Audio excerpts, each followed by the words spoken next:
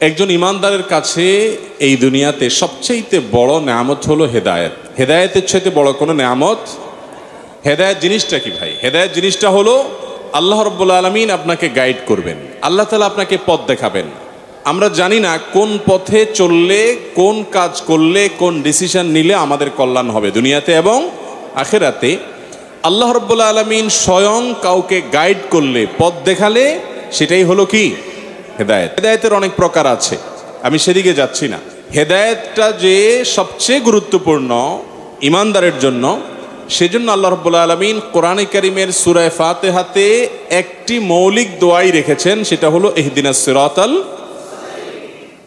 5 ওয়াক্ত নামাজে, ফরজ হোক, সুন্নত হোক, নফল হোক, সকল সালাতে, প্রতি রাকাতে আমরা আল্লাহর কাছে আল্লাহর প্রশংসা করে, গুণকীর্তন করে, এরপরে আল্লাহর কাছে একটা মৌলিক নিবেদন করি, সেটা হলো আল্লাহ আপনি সিরাতে মুস্তাকিমের পথে আমাদেরকে রাখবেন, সিরাতে মুস্তাকিম আমাদেরকে দেখাবেন। ভাইরা আমার, কিয়ামত যত নিকটবর্তী হচ্ছে, হেদায়েতের মতো এই মস্ত বড় দৌলত তত অধরা হয়ে যাচ্ছে। কিয়ামত যত কাছে আসছে, মানুষ হেদায়েত থেকে তত দূরে সরে যাচ্ছে, কারণ শয়তানের নানামুখী ফাঁদ তৈরি হচ্ছে এবং মানুষ বিভ্রান্ত হয়ে যাচ্ছে। নবী করিম সাল্লাল্লাহু আলাইহি সাল্লাম বলেছেন যে এমন একটি সময় আসবে যে ইউসবিহুর রাজুলু মুমিনা ইউমসি ওয়া ইউমসি কাফিরা ওয়া ইউমসি মুমিনা ওয়া ইউসবিহু কাফিরা আও কামা ওয়ারাদা ফিল হাদিস। এমন একটা সময় আসবে যে মানুষ সকালে ইমানদার থাকবে, কিন্তু সন্ধ্যায় সে ঈমান হারা হয়ে যাবে। আবার এমন হতে পারে যে সন্ধ্যায় সে ঈমানওয়ালা থাকবে, কিন্তু সকালে সে ঈমান হারা হয়ে যাবে।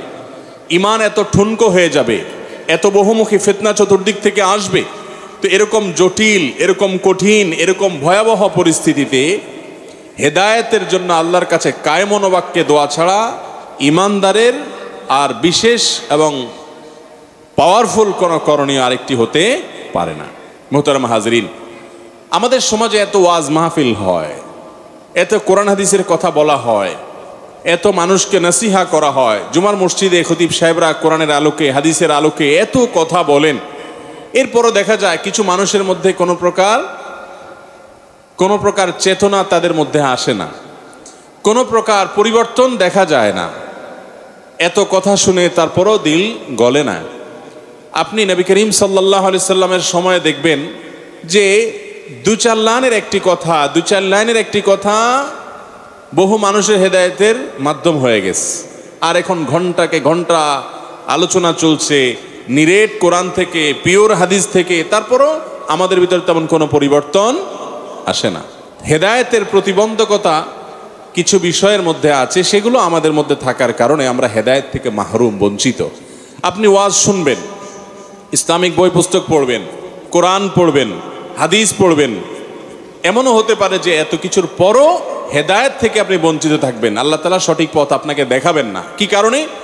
যদি মুআওয়াকাতুল হেদায়া, আল্লাহর পথে আসার জন্য, আল্লাহর গাইডলাইন পাওয়ার জন্য যে সমস্ত বিষয়গুলো প্রতিবন্ধক থাকে, সেগুলো যদি আপনার মধ্যে থাকে। এ নিয়ে অনেক দীর্ঘ আলোচনা করা যায়, কিন্তু আমাদের সময় একেবারে কম। আমরা 3টি প্রতিবন্ধকতার কথা বলতে চাই। এর 1 নম্বর হলো, যারা প্রবৃত্তির পূজা করে, নিজের নফস যা বলে সেটার পুজো করে, এই মানুষগুলো হেদায়েত থেকে মাহরুম থাকে, বঞ্চিত থাকে। কিছু লোক আসে, সব ত্যাগ করতে রাজি আছি, কিন্তু আমি যা বুঝছি, আমি যা সঠিক মনে করি, আমার বিবেক, আমার বুদ্ধির উপরে এত বেশি কনফিডেন্ট, এত বেশি আত্মবিশ্বাস আর আস্থা যে সেটাকে আমি কখনো ছাড় দিতে বা ত্যাগ করতে রাজি না। ইবলিস হয়েছিল এই রোগটির কারণে, মূলত যে তার মধ্যকার যে নিজের রায়, নিজের বুঝ, নিজের বুদ্ধি, এটাকেই সে এস্টাবলিশ করার চেষ্টা করছিল স্বয়ং আল্লাহ রাব্বুল আলামিনের সাথে তর্ক করে।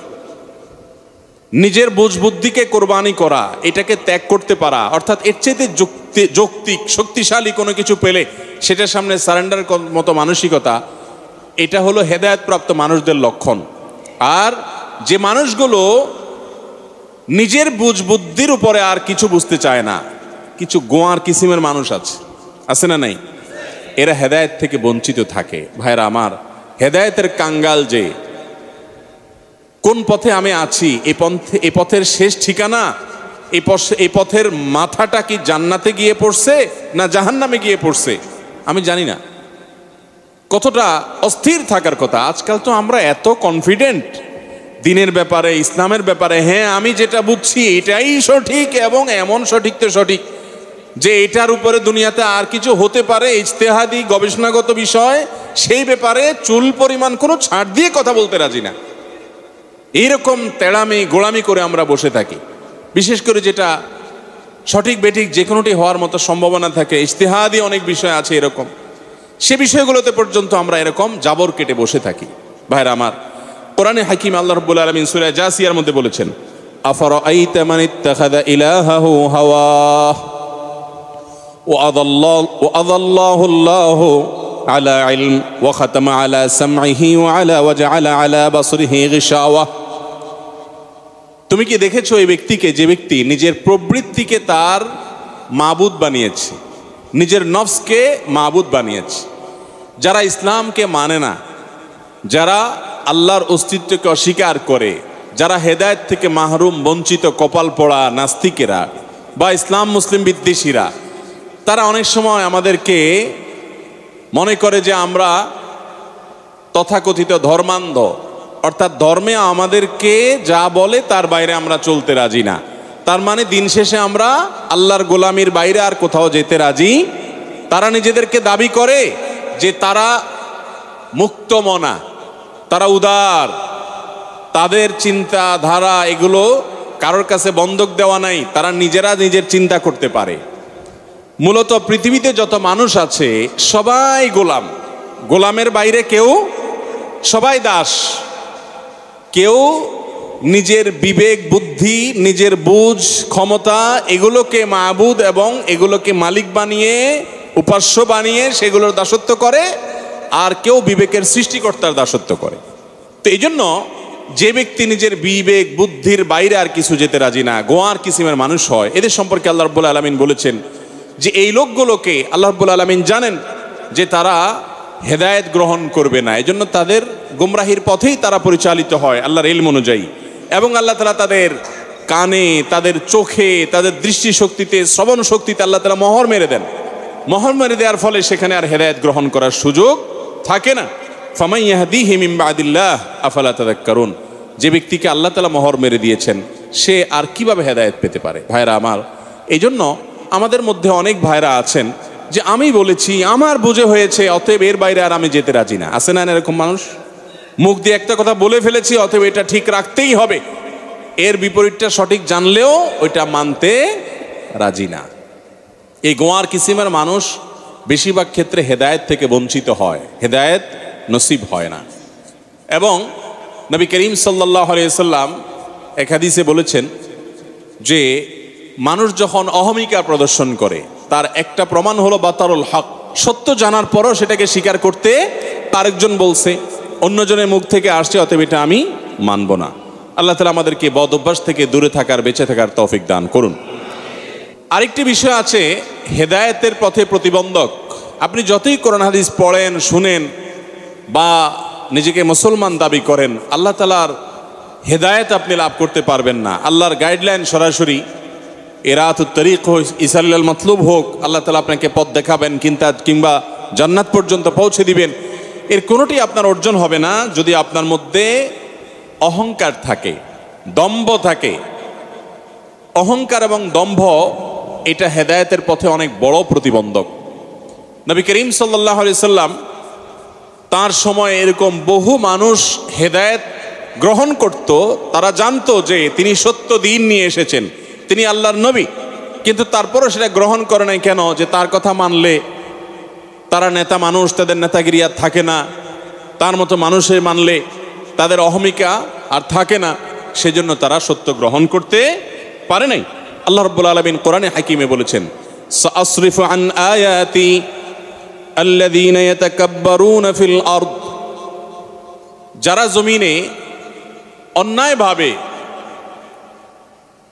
সম্পূর্ণভাবে বিধি বহির্ভূতভাবে, অন্যায্যভাবে যারা অহমিকা দেখায়, যেখানে হয়তো জোর গলায় কোনো সত্যের কথা বলতে হয়, বলা লাগে, সেটা ভিন্ন কথা, কিন্তু এছাড়া যারা ইয়াতাকাব্বারুনা ফিল আরদি বিগাইরিল হক, অন্যায়ভাবে যারা অহমিকা প্রদর্শন করে, আল্লাহ বলেছেন এই লোকগুলোকে আমার আয়াত থেকে, কোরআন থেকে আমি দূরে সরায় রাখি। কত বড় কপাল পোড়া যে স্বয়ং আল্লাহ রাব্বুল আলামিন নিজে তার আয়াত থেকে দূরে সরায় রাখেন। যারা দুনিয়াতে দম্ভ করে, অহমিকা করে এবং অহংকার করে বেড়ায়, কখনো মানুষের ইলমের অহমিকা আসে, কখনো মানুষের জনপ্রিয়তার অহমিকা আসে, কখনো মানুষের রাজনৈতিক ক্ষমতার অহমিকা আসে, কখনো মানুষের পয়সার অহমিকা আসে, কখনো মানুষের পদবীর অহংকার আসে। এই জিনিসগুলো মানুষকে সত্য এবং হেদায়েত, হক গ্রহণের ক্ষেত্রে বাধা হয়ে দাঁড়ায়। ভাইরা আমার, বিনয়ী মানুষ ছাড়া, অন্তরটা বিনম্র থাকা ছাড়া কখনো হেদায়েত গ্রহণ হয় না।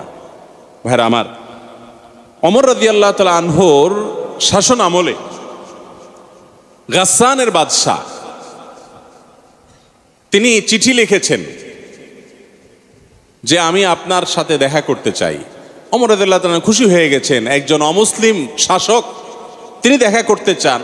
ওমর রাদিয়াল্লাহু তাআলার সাথে মদিনায় আসলেন সদল বলে এবং ইসলামের ছায়াতলে এলেন এবং ওমর রাদিয়াল্লাহু তাআলা আনহুর সাথে ওমরা করতে গেলেন মক্কায়।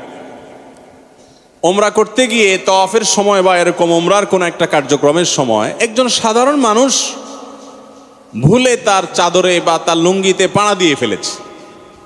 সাথে সাথে তাকে একটা চড় মেরেছে বাদশাহ, কারণ তিনি বাদশাহ, তার আঁচলে পা দিয়েছে, এজন্য তাকে চড় দিয়েছে।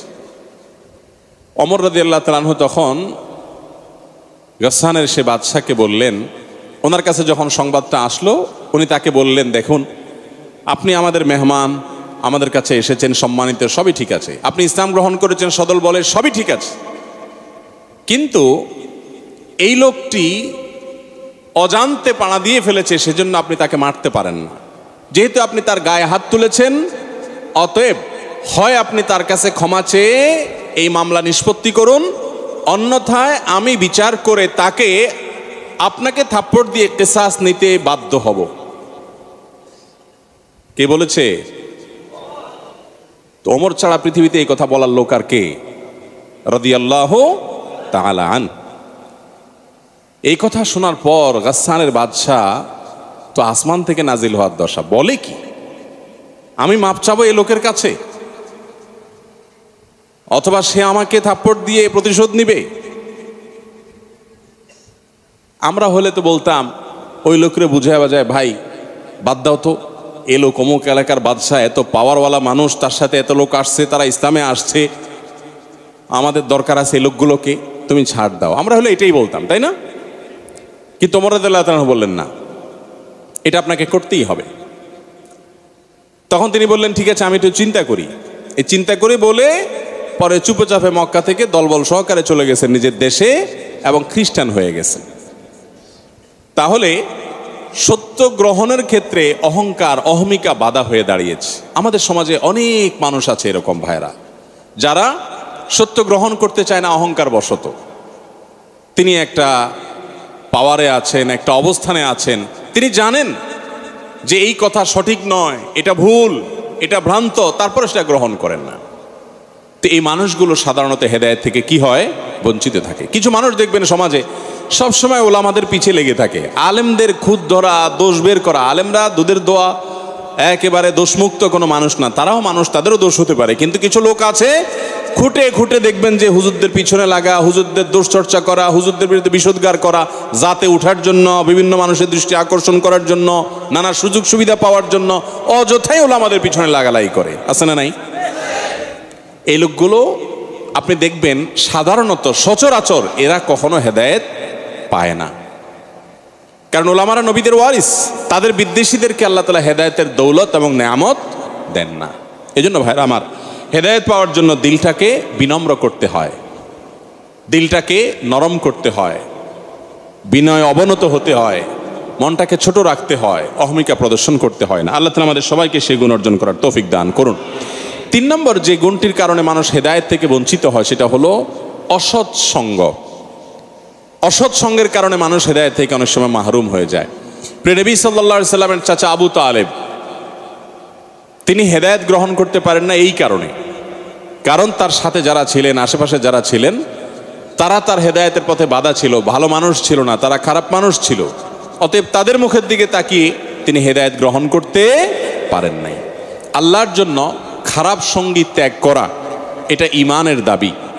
বহু মানুষ আছে যে বন্ধু বান্ধব খারাপ হলো, যে আমার দোস্ত মানুষ, আমার বন্ধু মানুষ, ছাড়তে রাজি না। কিয়ামতের ময়দানে এই বন্ধুগুলো আমাদের বিপদের কারণ হবে। এরা আপনাকে ডেকে ডেকে টেনে টেনে জাহান্নামে নিবে, কারণ অসৎসঙ্গ মানুষকে সর্বনাশ করে ছাড়ে, জাহান্নাম পর্যন্ত নিয়ে যায়, দুনিয়াতেই হেদায়েত থেকে মানুষ মাহরুম হয়ে যায়। ভাইরা আমার, বিশেষ করে ফিতনা সংকুল এই সময়ে এবং কিয়ামত যত নিকটবর্তী হবে তত বেশি মুত্তাকিরা যত বেশি সার্কেল মেনটেন করবেন, মুত্তাকিদের সার্কেল, দিনদার মানুষদের সার্কেল, তত বেশি তার ঈমান, তাকওয়া এগুলো সব হেফাজতে থাকবে। বিশেষ করে আমাদের সমাজে কলেজ ইউনিভার্সিটিতে যারা পড়েন, বিভিন্ন সেক্টরে যারা কাজ করেন, এমনকি মসজিদের মহল্লা ভিত্তিক যারা আছেন, খুঁজে খুঁজে বাইর করবেন কোন মানুষটার মধ্যে আল্লাহর ভয় আছে, কি আল্লাহর ভয়ে হারামকে না করার মতো হিম্মত নিয়ে চলে। সেই মানুষগুলোর সাথে সুসম্পর্ক বজায় রাখা, তাদের সাথে উঠা বসা করা, তাদের সাথে বন্ধুতা করা, এই বন্ধুতার দাম কোটি কোটি টাকার চাইতেও বেশি, কারণ এরাই আপনাকে জান্নাতের পথে নিয়ে যাবে ইনশাআল্লাহ। অতএব ভাইরা আমার, মুত্তাকি পরেজগার বন্ধু খুঁজবেন। আমি নিজে খুঁজে বেড়াই, অনেক জেনারেল শিক্ষিত মানুষ আছে যার তাকওয়া, যার ইখলাস, যার লিল্লাহিয়ত দেখে আমার কাছে অনেক বেশি ভালো লাগে, মুগ্ধ হই। তখন তাদের সাথে সম্পর্ক করি, নিজে থেকে সেদে সেদে যাই, তাদেরকে ডেকে আনি, তাদের সাথে বসি। কেন? যেন তার সাথে বসলে, তার সোহবতে, তার সান্নিধ্যে থাকলে সেটার ছোঁয়ায় যেন আল্লাহ তাআলা আমাকেও কিছু তাকওয়া এবং ইখলাস দান করেন। ভাইরা আমার, বিশেষ করে ফিতনা যত বাড়বে তত নেক সঙ্গীর গুরুত্ব অনেক বেশি হবে। এই সময়টাতে আমাদেরকে, আপনি আপনার ফ্যামিলিকে দিনদার বানাতে চান, আপনি দিনদার ফ্যামিলির সাথে সুসম্পর্ক রাখেন, তাদের সাথে বন্ধুতা করেন, তাদের সাথে উঠা বসা করেন, দেখবেন ইনশাআল্লাহ আপনার পরিবারের মধ্যে তার প্রভাব পড়বে। আপনার সন্তানকে ভালো করতে চান, ভালো সন্তানদের সাথে বন্ধু বানায় দেন, তাদের সাথে উঠা বসার সুযোগ করে দেন এবং খারাপ সঙ্গী থেকে বাঁচিয়ে রাখেন। এরকম বহুমাত্রিক প্রচেষ্টার মাধ্যমে আমরা হেদায়েত লাভ করতে পারি। আল্লাহ তাআলা আমাদের সবাইকে হেদায়েতের দৌলত দান করুন এবং গোমরাহির যত পথ আছে সে পথ থেকে যেন আমরা বেঁচে থাকতে পারি, হেদায়েতের জন্য যেন চেষ্টা করতে পারি। ভাইরা আমার, হেদায়েতের দোয়া আমরা না বুঝেই করি। এই যে 5 ওয়াক্ত নামাজে আমরা যে ইহদিনাস সিরাতাল মুস্তাকিম পড়ি, বেশিরভাগ মানুষ আমরা অর্থ বুঝিও না, কি বলি না বলি জানিও না, মুখস্থ শুধু সূরা ফাতিহা পড়ে চলে যাই।